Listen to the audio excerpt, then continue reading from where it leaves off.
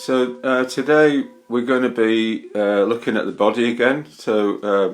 Contemplation of the body, mindfulness of the body.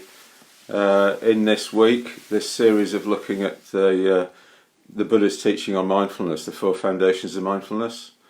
And so I started this on Monday, just with a bit of an introduction to the field. You know, the mindfulness in how it's been kind of imported in a way into West through John Kabat-Zinn and other people. The background to Buddhism and how you've got different schools of Buddhism and that have different approaches, and that, you know, sometimes the approach is a little bit coming from the Theravada tradition, which is doesn't focus so much on emotion and does focus a lot on awareness and insight and things like that. So yeah, we'll look at that more later, another time. And so we, you know, and yesterday we did some walking meditation and some I think it was mindfulness of breathing, and then I went into the theory a little bit around mindfulness of the body, contemplation of the body. I'm looking at the wrong place. I'm supposed to be looking at the camera. Thanks. Okay. So I can't remember. It's day 16, I think, today, or 17, something like that. I'm trying to speak to what's happening, really, for me, and trying to imagine what's happening for others, and looking at what's happening for others online. You know, there's lots of people who are starting to do Facebook Lives and share about themselves and do songs and things like that. Yeah, that's all great, isn't it? And I think we all need to get ourselves a bit more organised in terms of our groups, and they're starting to put events online on at the Buddhist Centre, and interactive ones as well. So I think I need to plug into some of that as well. What else has been happening? Yesterday I thought that it'd be good to. Well, I felt I felt the need to meditate more, just with the group. So I kind of set up two of the meditations, one at 12:30 and one at 5:30, and just remembering how that works really well at Buddha Field Festival setup. You know, you work in the morning, and then it's really nice just before lunch and before dinner you have a half-hour sit. So that was great, and you know, I think there was maybe 15 people on the first one, and between 5 and 10 on the second one. But it really helped me just kind of keep going, top myself up through the day.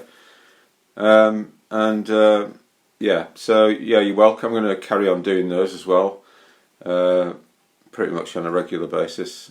Sometimes I might have to do it slightly different time if I've got something else I have to do at that time, but I'll let you know on this site. Okay, so that's so it's about setting some sort of structure for ourselves, and you know, particularly building meditation in and building in communication with others and that sort of thing. So that's good. So today, in a way, you know, today what we're going to look at a little bit in terms of the body is things like how stress arises. How kind of what happens in our minds and emotions affects our body. We'll also look at the perspective that we have on our body. You know, the way that we see it and the way that we see what it is really has an effect. So if we think of it, if we don't really think of it in the right sort of way, again that leads to a build-up of tension. So we need our views about our body have an important effect on what happens with the body. So look into that a bit. And then the third thing is, when we feel something, so say we're sitting in meditation and we feel a bit uncomfortable or something, something's going on inside, and maybe we feel like that right now, with all this having to stay in.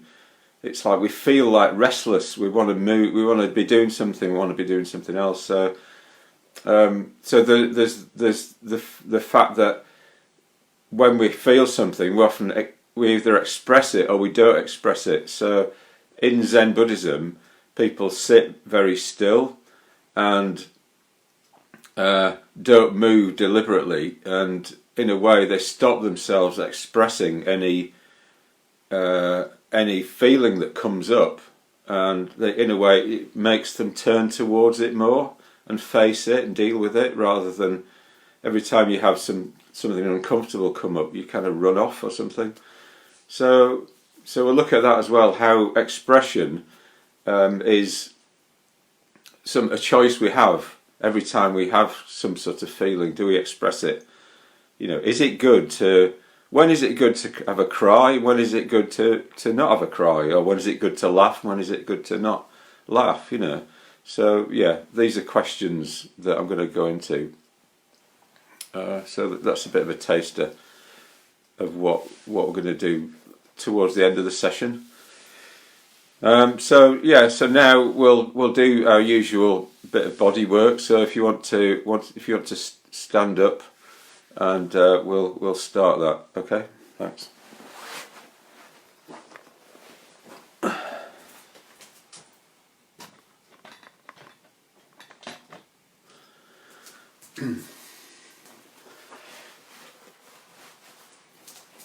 Okay, so the usual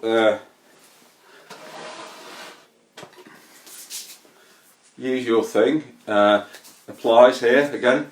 So we want to be trying to get into our physical experience. If we sit on a meditation cushion and we haven't kind of done what we can with our body to address the energy in our body, the relaxation in our body, the smoothness of the energy in our body, then we have to struggle against all of that when we sit down to meditation.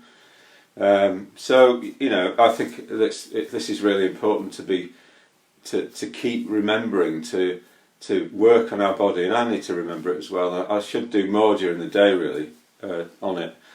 We're going to begin. Doing. So begin by just tapping on your head, the crown of your head,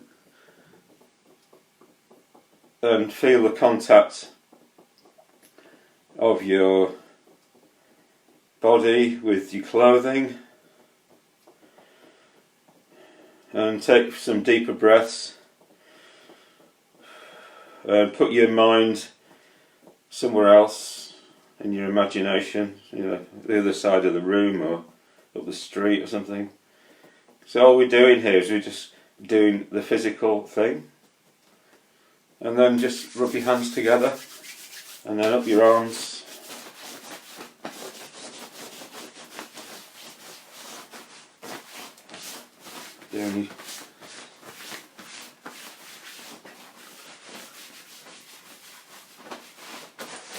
Down your legs.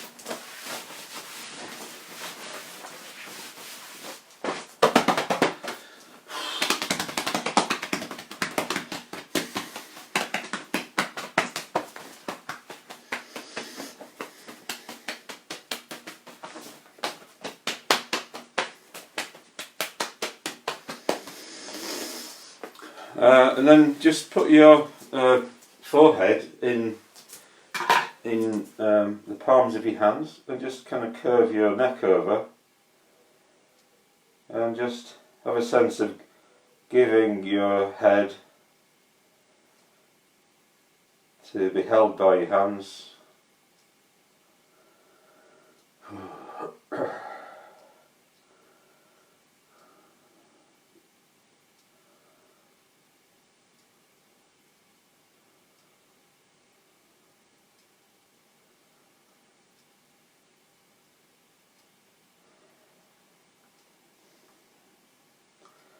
And just waiting, really.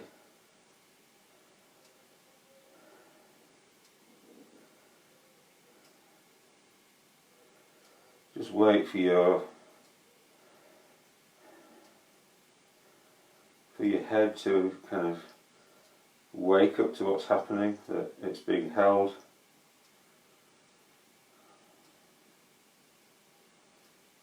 Waiting for your hands to wake up to what's happening, so that they're holding your head.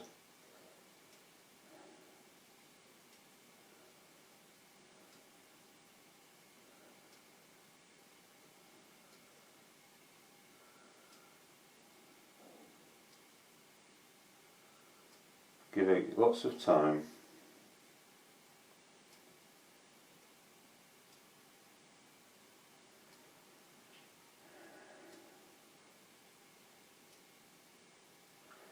Okay, and then just a bit of a massage on your face.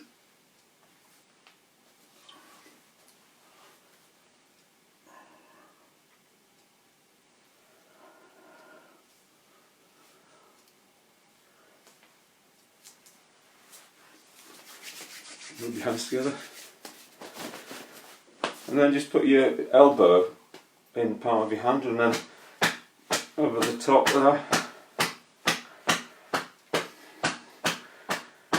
And just do it quite vigorously.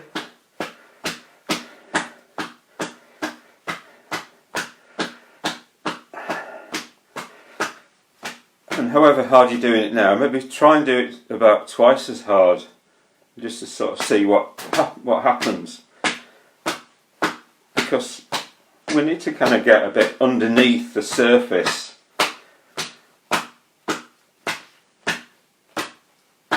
And obviously, if you've got any sort of injury, just don't do anything that might make that worse.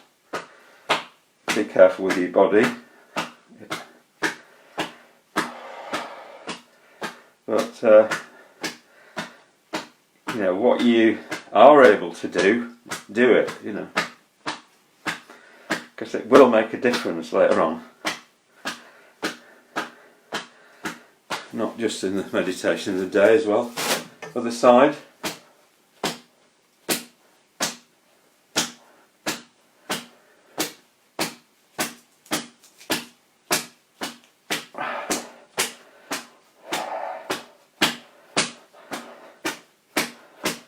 And twice as hard.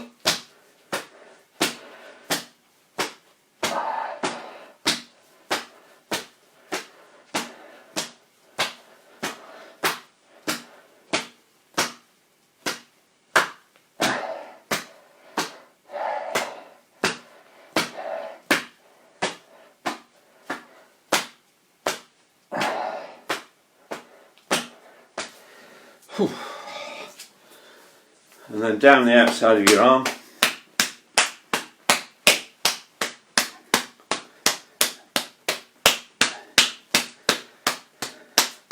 And onto the back of your hand. And make it a little bit painful.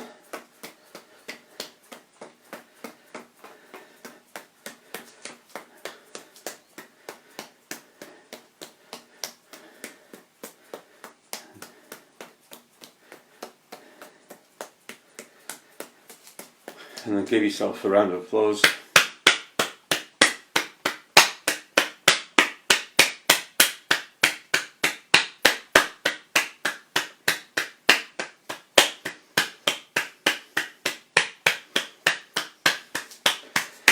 And then up the inside of your arm.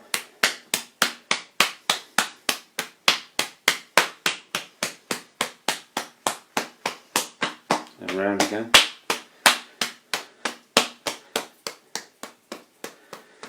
Ooh. Take some deeper breaths.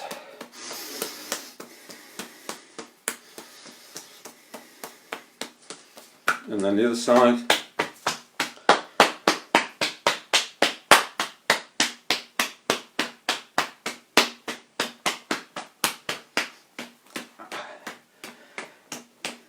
Back of your hand. Ouch.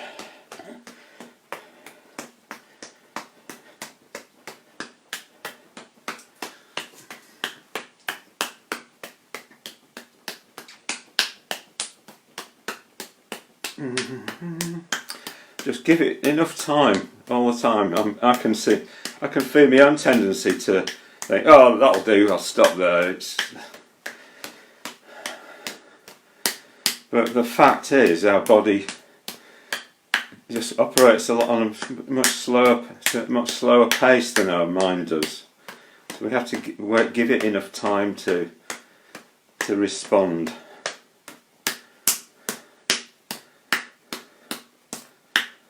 And then, round of applause.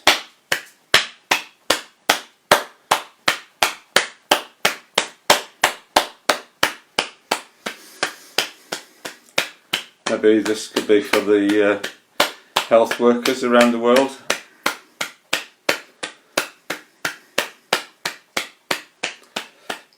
And, well, anyone that's keeping services going at the moment.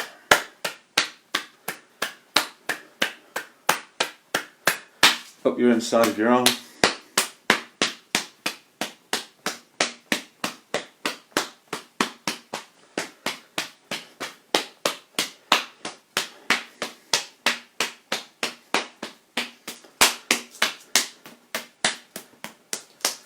Okay, and then your chest.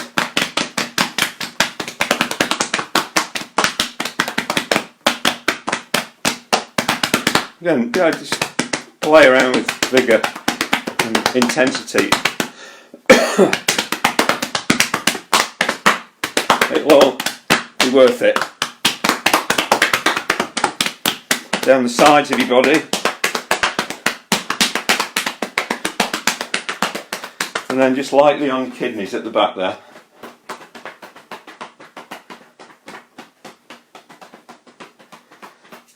And then heavily on your buttocks and backs of your legs.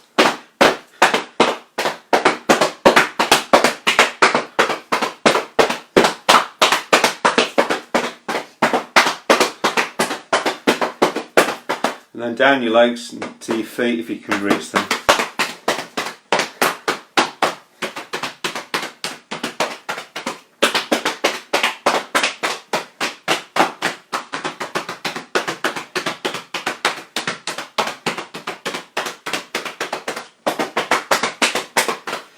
And then shake everything out.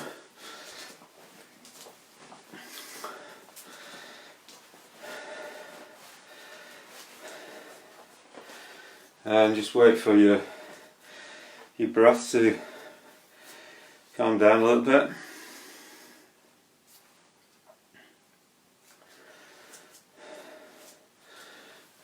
Okay, then just put your hands on your stomach and bend your knees slightly.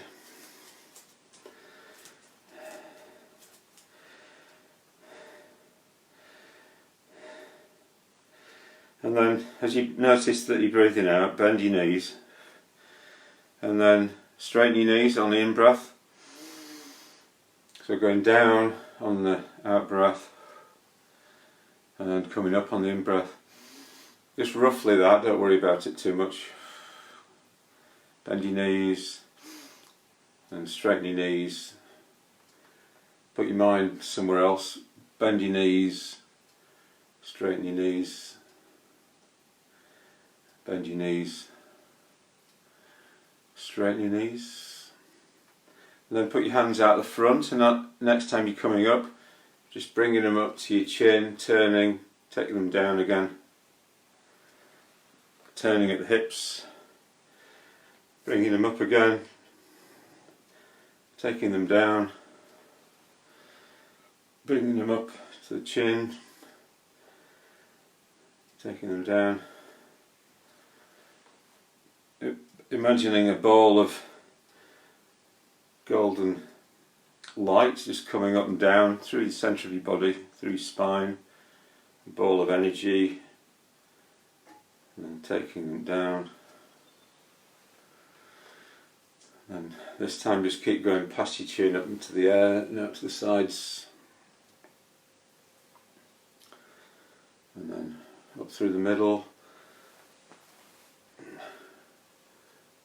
Out to the sides,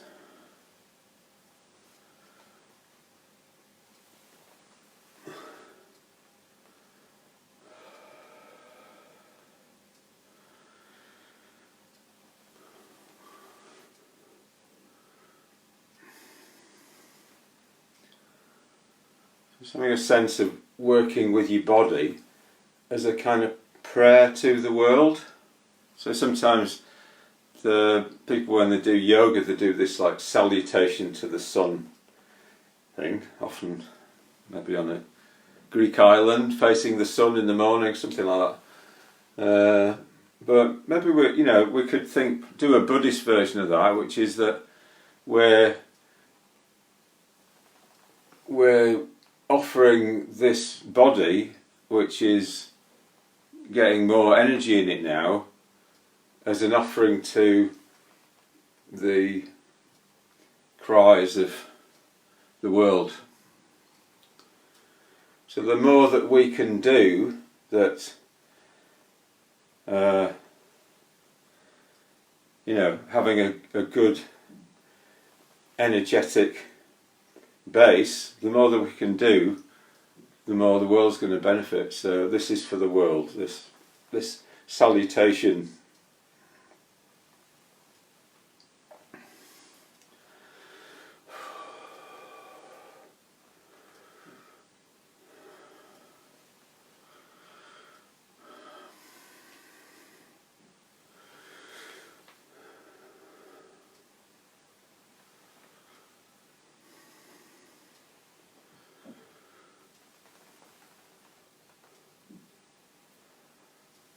And then just coming to rest.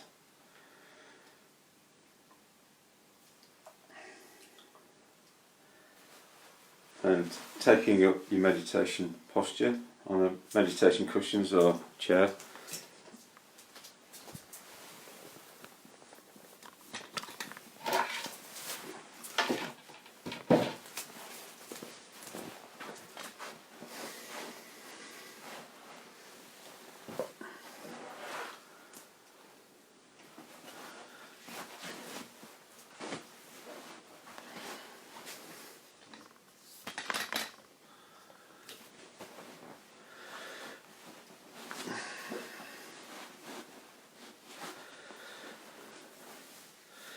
So just taking a little bit of time to set up your body in a good position.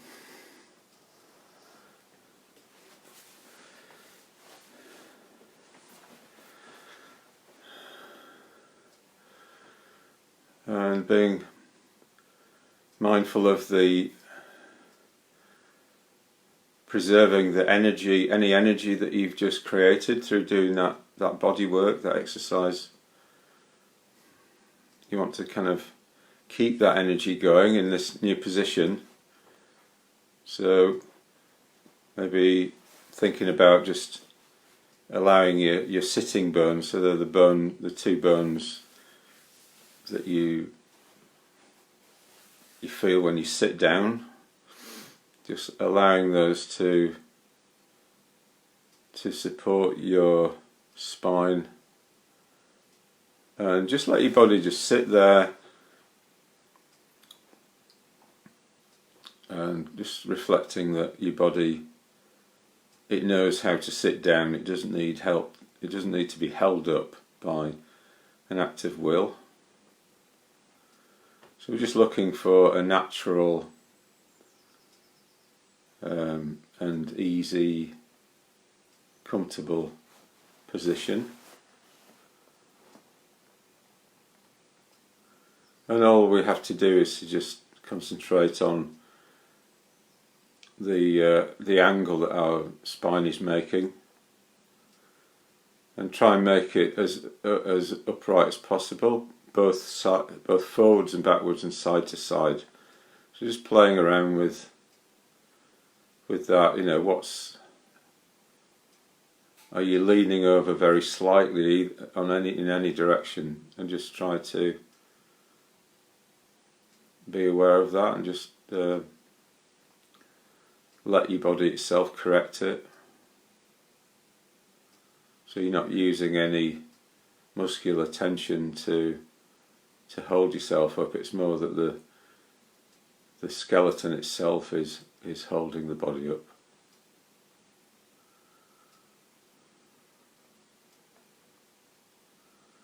So what we're going to do today is a body scan. So a body scan is taking our attention through the different parts of our body and trying to bring awareness to them and to relax any tension that's there.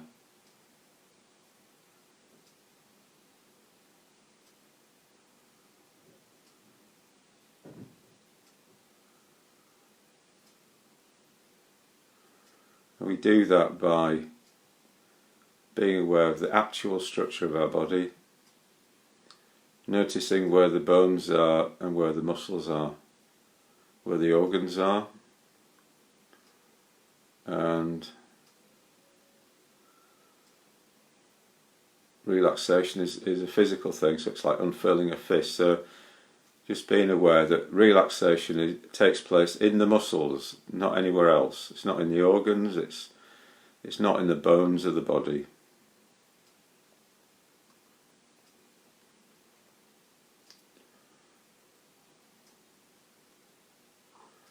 So taking your attention to the crown of your head,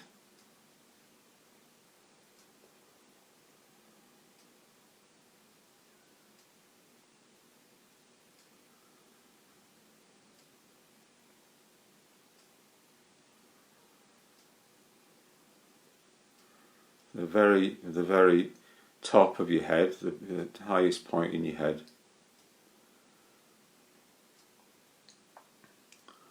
Just having a sense that whatever you experience at that point, so I can just feel a little bit of sensation there, just right at the top. Just having a sense of kind of a warmth and easing coming to that place. Kind of stretching out.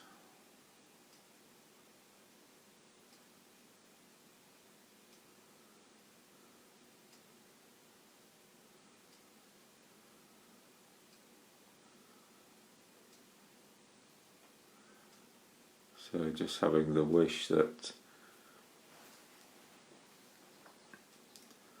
at that point that the flesh there is just becoming pleasantly warm, and it's becoming softer,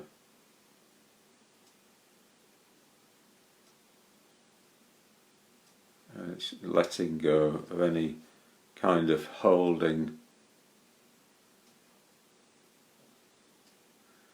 to anything, holding to what's around it, holding to the muscles, the other muscles around it, holding to the bones.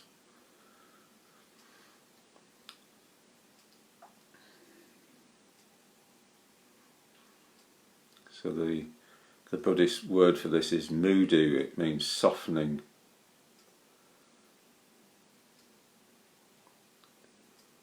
And it happens in the body as well as in the mind.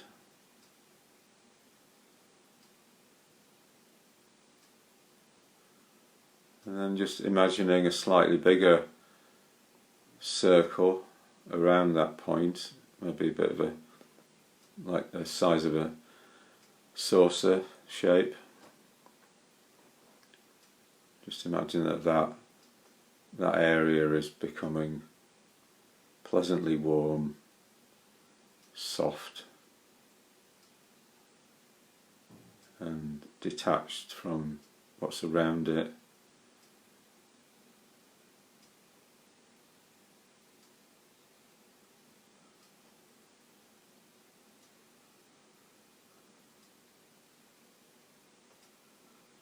And then being aware of the whole head, the whole, just being aware of the roundness of the head.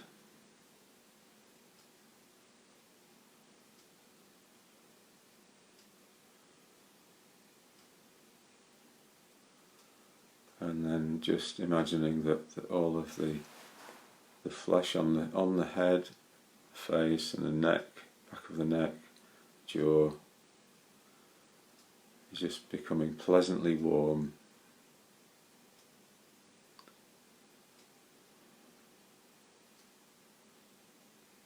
softening.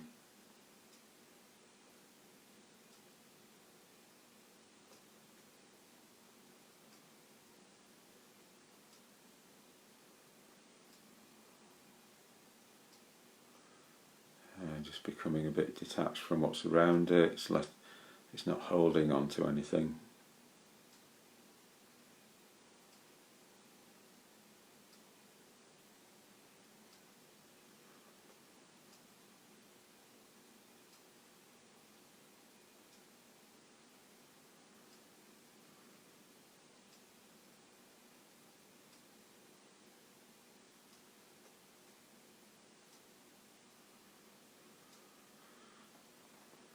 And then taking your attention to your neck and your shoulders.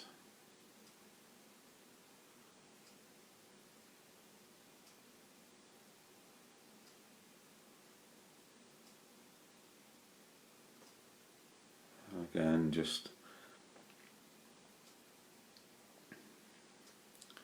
having a sense of all the flesh there, the muscles just being becoming pleasantly warm.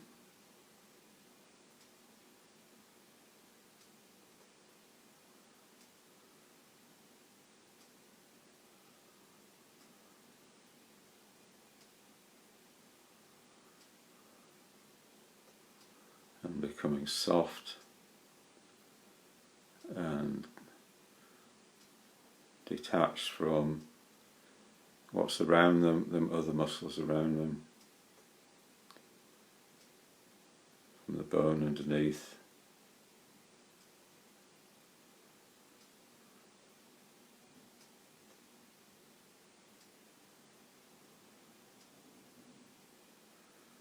And then doing the same with your torso, with your chest and your back, upper back and lower back, your stomach.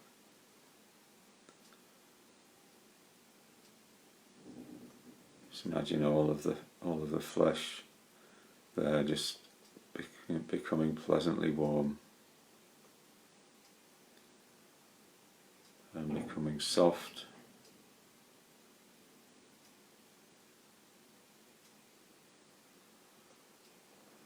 And detached from what's around them.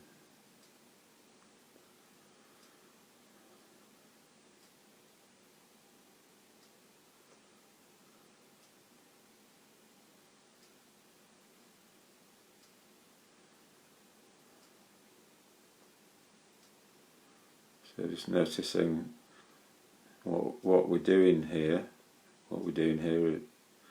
One of the things we're doing here is using our imagination to affect our body.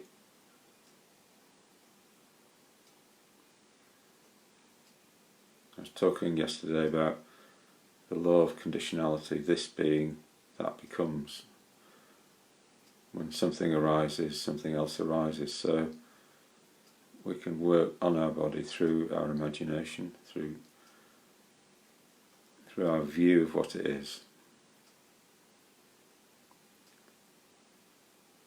And then taking your attention to your hips and groin area and legs.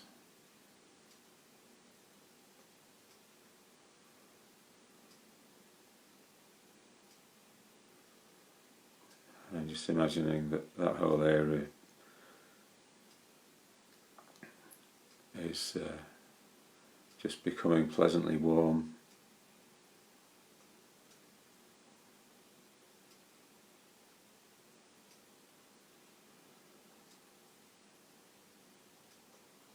And the muscles are softening, becoming soft.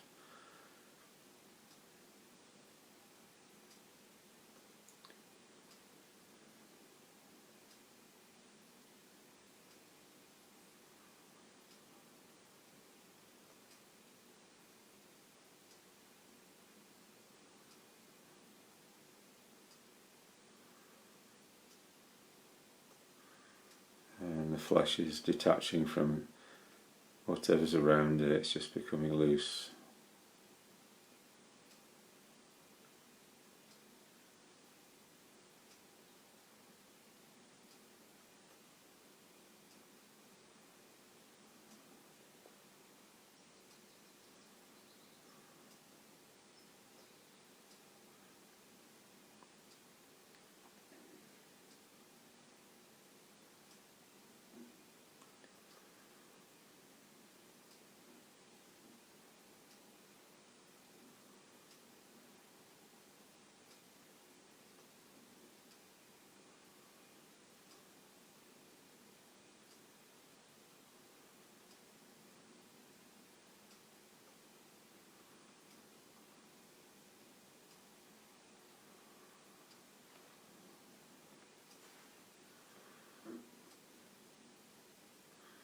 So now just beginning to notice your breathing.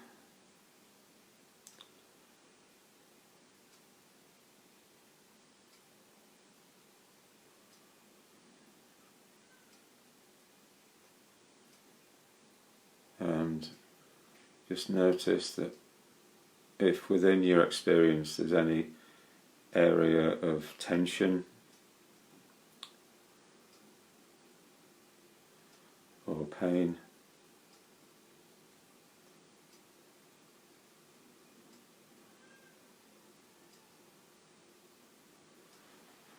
and just targeting that area with your breath. So just imagine that you're breathing through that particular area or that point, just naturally.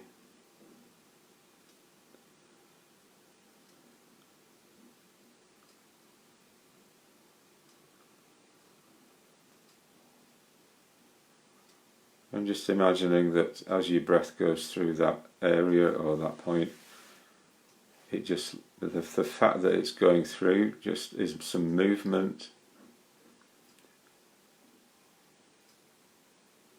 And that movement is just loosening whatever's there.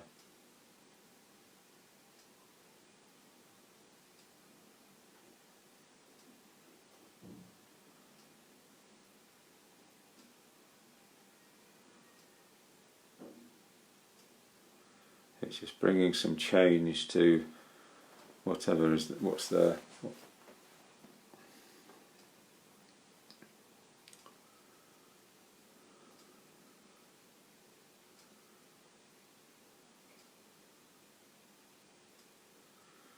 And just imagining that on the in-breath, that through that area, you're drawing in nourishment and beneficial energy,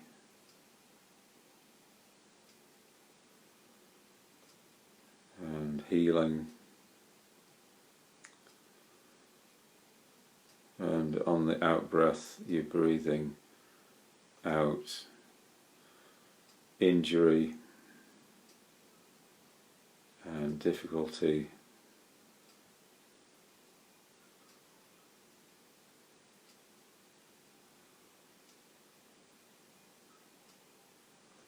and pain and stress and holding on.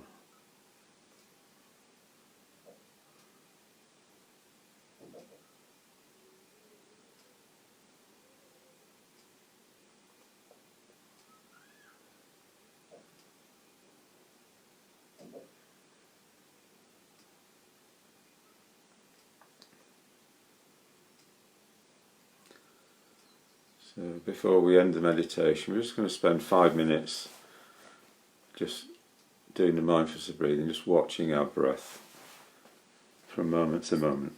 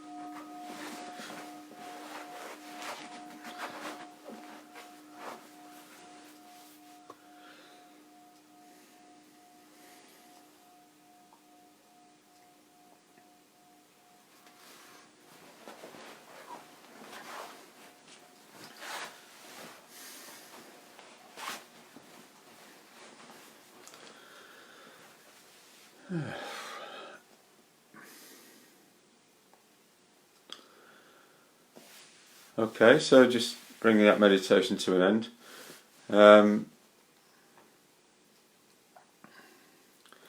So what we're going to do this week is spend 2 days on each of the 4 foundations of mindfulness. So 2 days on body, 2 days on feeling, 2 days on mind, and 2 days on views. So yesterday I went into the contemplation of the body in the body, which comes from the Satipatthana Sutta. So that's the main teaching of mindfulness in the Buddhist tradition. I said on Monday that it's the interpretation of that sutta has been interpreted differently in Theravada Buddhism and in Mahayana Buddhism. So in the Theravada, it's been seen more in a kind of more about awareness and concentration and insight, and in Mahayana Buddhism, which has more of an emphasis on emotion, mindfulness is seen well in the Chinese version of the Satipatthana Sutta. That it is different. It's a different. It's got different elements in it. So it includes the higher states of consciousness called dhyanas, which are inherently about bringing the whole of ourselves into a skillful mental state, and that includes our emotions. So loving kindness, in that sense, is part of mindfulness. And we'll see how that is the case this week. I said that mindfulness, as it's understood these days, when you say mindfulness, most people think John Kabat-Zinn and all the people teaching, various interventions to help people in business or with pain or whatever. So I'm just going to say mindfulness. That's what people who do that say. They say it's just mindfulness, but in a way, mindfulness is a different thing depending on what your perspective is or what you're trying to do with it. So maybe I need to say Buddhist mindfulness is what I'm referring to.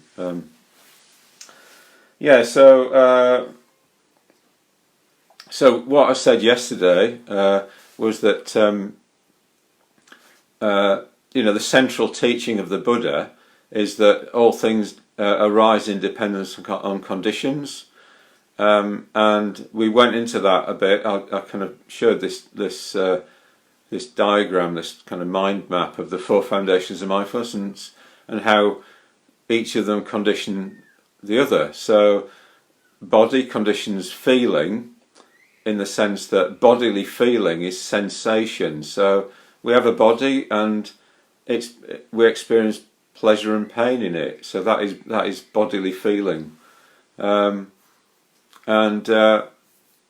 also saw how the body influences the mind. So when we're trying to, yesterday I went into concentration a little bit, samadhi, which is like bringing the whole of the person together around a skillful object. Which is like, if you're meditating on loving kindness, or if you're meditating on awareness, mindfulness of breathing, and you get into samadhi, you get into concentration, then that is a focus on that skillfulness, on that becoming more and more orientated towards what is going to bring happiness for yourself and others. So samadhi always has this skillful goal, and in the scriptures it says, the Pali scriptures, it says, nirvana in a way is the goal for concentration. It's not about being able to particularly do well with something else. It's about nirvana. It's about orientating ourselves towards nirvana. So I said that samadhi, the word itself, means something like you know, it means sam. The prefix sam means something like together or complete, and then adi means direction. So it's a bit like everything's heading in the same direction. So in that way, when we work with our body and we focus on it, on the energy in the body, on the structure of the body, when we on how we're sitting in meditation, and we just focus on an object like the breath, then we're working with our body to help our attention to be more steady, and our concentration to be more steady. So in that way, body affects mind. So I said yesterday about mind having these three aspects. Attention is the first, emotion is the second. So emotion tends to be a response to feeling, to what we have a feeling, and then we either want it or we don't want it. So it's different. Emotion and feeling are different. So emotion's more a response. So all of the aspects of mind, which is chitta, are responses, the movements of the psyche. And the third of those is thinking. So we've got attention, emotion and thinking are all the three aspects of mind. But the one most affected by body is attention and concentration, that sort of thing. So whether we're concentrated or whether we're distracted often depends on all the objects, the physical, tangible objects in our experience. So if there's too many things going on in our experience, then it's easy to get distracted. And if we simplify things to just paying attention to one or two things at a time, then it's much more easy to be present to those things. So, and then we can really help convert them to being helpful to ourselves and others in terms of bringing about happiness, bringing about fulfillment, and bringing about nirvana. So so attention and concentration and distraction are all part of what we can work with the body. And then can't remember what the other one was. So it's the way that body affects our views. Oh, that's right. Yeah. So Buddhism is very much about looking for observing what is the case. So our body is the place, our bodily experience. You could say experience of anything tangible in the world, just our body or any objects. When we observe that carefully, we see what the nature of it all is. So we see the nature of the body, we see what the structure of the body is, so we can work with that effectively. We see what the nature of it is, so we can accept that nature. So it's impermanent, is one aspect of the body's nature. So we need to, if we take that in, then we're not surprised when something happens. Or it's the nature of it has the nature of suffering as well. It can be painful at times. So yesterday I talked about how the body conditions the other three foundations of mindfulness, and today what I'm going to go into is how what happens in the other direction. So how the other foundations condition the body, and it's going to be helpful to take that in as well, because if we're looking to make our body a good condition for nirvana, then we need to understand what conditions it. So I'm just going to move through to the kitchen where I've got my diagram set up, and we'll carry on there.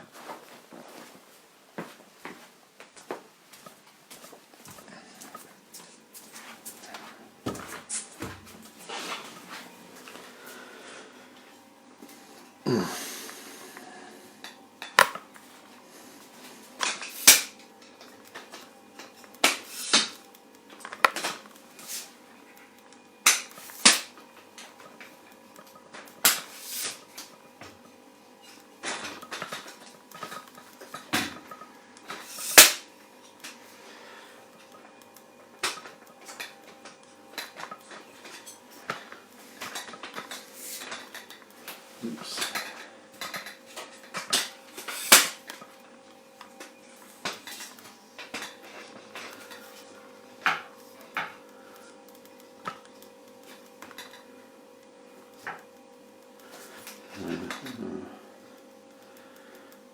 Okay, good.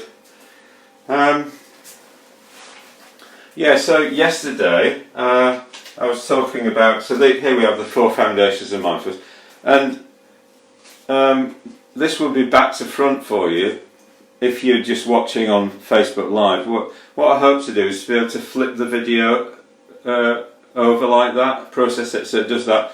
So on YouTube it'll end up being the right way around, so yeah, there you go. So yesterday we were looking at how the body affects the other foundations. So sensation, body affects feeling, that's sensation. Observation leads to better views, and what we do with tangible objects in the world, including our body, affects our attention and concentration in our mind. So that was yesterday. Okay. So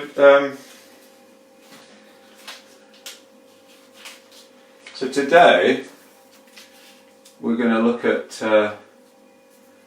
first of all how our mind affects our body, and the word here for what happens here, I think, is manifestation. So if so whatever state our mind is in, and particularly thinking of emotional states, then that has an effect on our body. So you know, when we get angry or we feel frustrated, what happens? Well, it manifests in our body. It embodies, and it as tension and pain. You know. So, but if we feel patience, and or if our emotion is loving kindness, that has an effect on our body as well. So we feel relaxed or we feel good in our body. So you know, stress is often coming about because we're in what we call a negative mental state, a state that will lead to suffering. So we're angry, we're frustrated, we're angry, we're thinking this shouldn't be happening, and then you know it just manifests as tension in our body. So that's the first way. So you know, by meditating and working on our mental states, then you know we affect the body in a positive way.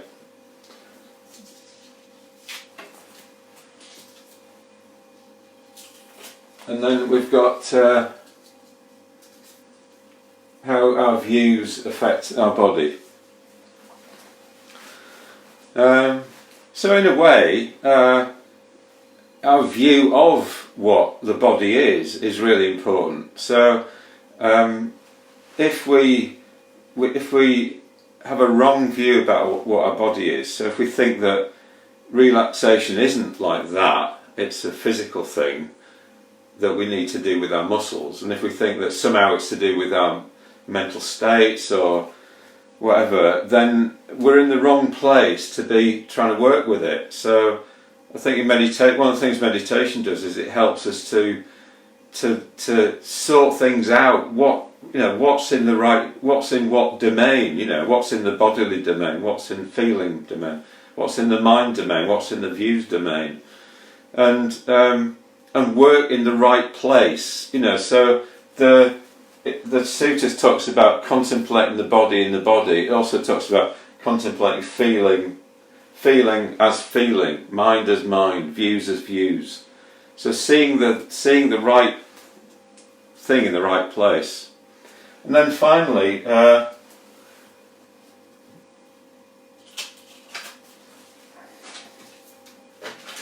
we've got how feeling affects the body.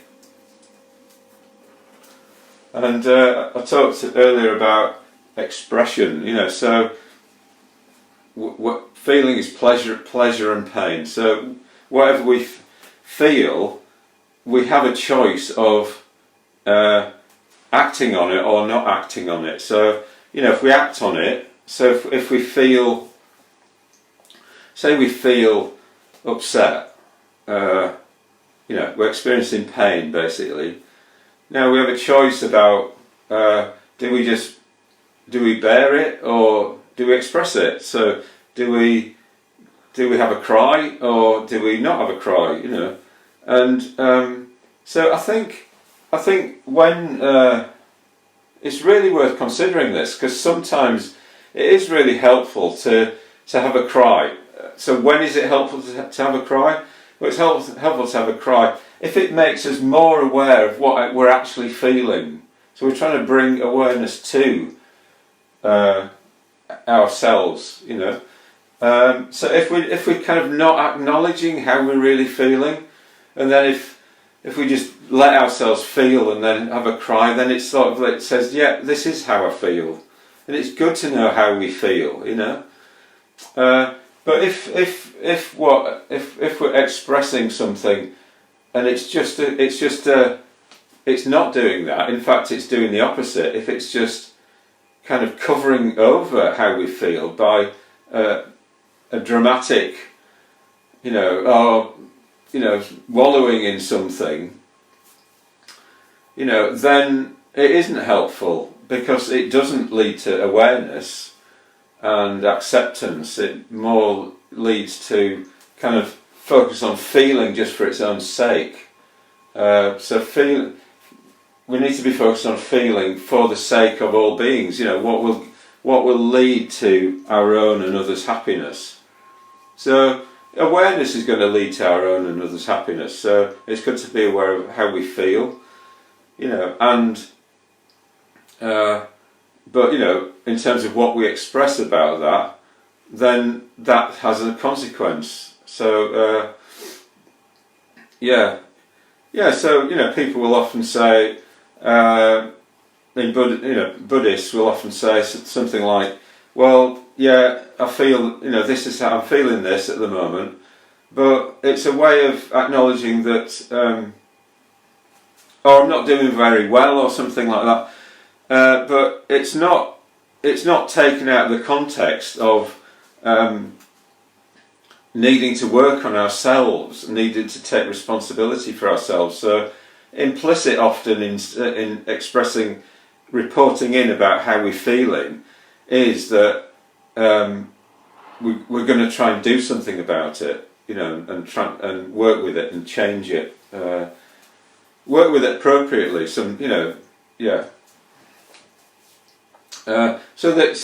We can express pain through crying or deciding to not cry. We can also and having the right reasons for that. Or there's also pleasure. So do we express pleasure? How much do we? So it's good to. Sometimes it's good to laugh. If it makes us more aware of how we're feeling in terms of pleasure. But then sometimes it isn't helpful to just keep laughing, because it might just become a distraction from other things. So like all four foundations need to be kind of held in balance, really. And if one is being drawn out too much, that's a nice one, doesn't look like that. If we're focusing too much on feeling all the time, then things are out of balance, And I'm thinking of people who are maybe a bit like been in therapy for a long time. Maybe what might be more helpful or might add to what they're doing is to focus on mind and views. These are how we respond to the work to things, and making those skillful. So like contributing to the world through trying to be positive, trying to have values, express those values, So within the mindfulness world, years ago I was looking at something called acceptance and commitment therapy, and Stephen Hayes, who originated that therapy, it's one of the main mindfulness-based therapies. he talked about if you're experiencing difficulty, then it's much easier to accept difficulty if you've also got values that you're trying to live out and maintain. So you have commitment to it's called acceptance and commitment therapy. So you have a commitment to some project or some belief, that you have, that you're trying to do in the world. So because you've got that, that's going to give you a positive self-image, that, oh yeah, I'm trying to do this, it's really important to me. And then whatever difficulties you run up against, within all of that, are going to be contextualised within that. But if you don't have some values like that, then there's nothing to set against, your difficulty. So, I think people who are self-actualisers, they're often orientated towards others, and that's their main, they're trying to do something in the world. And then it makes it much easier to put up with any personal difficulty that they're having. So, yeah. Okay.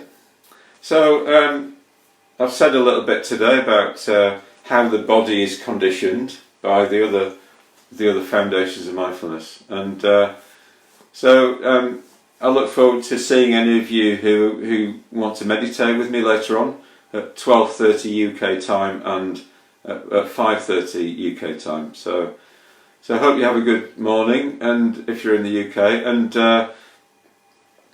just try and have a sense of, I think it's really helpful to have places where you just stop and take stock, which so the meditations would be that.